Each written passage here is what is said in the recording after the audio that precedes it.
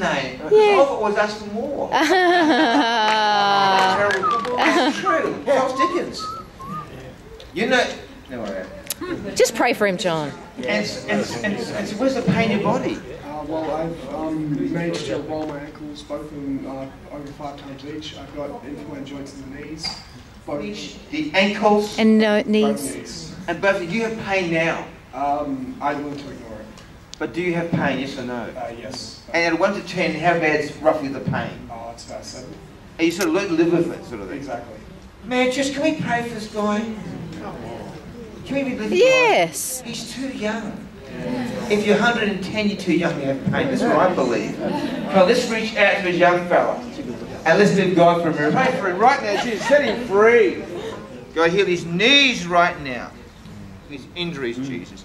And into his ankles, God. His ankles, let's go. Oh, it's cracking less, actually. Cracking less? Yeah, normally it's like about 6 or 7 cracks, but... No, 6 or 7 cracks. How many cracks are there now? 2. That's true. Let's pray again. Cracks for his ankles in Jesus' name. Yes. Just move your ankles now. They are cracking. They're cracking. Wow.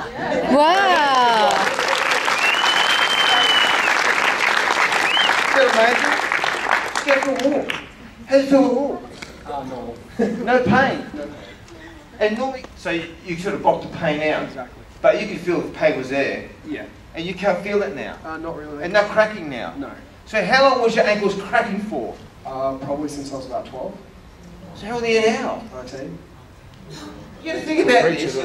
When I first prayed for him, there was a lot of cracking in those ankles, wasn't there? Yeah. Who could hear the cracking from the... Yeah, you could. Yeah. Then when you had the 2 cracks, then all the cracks went.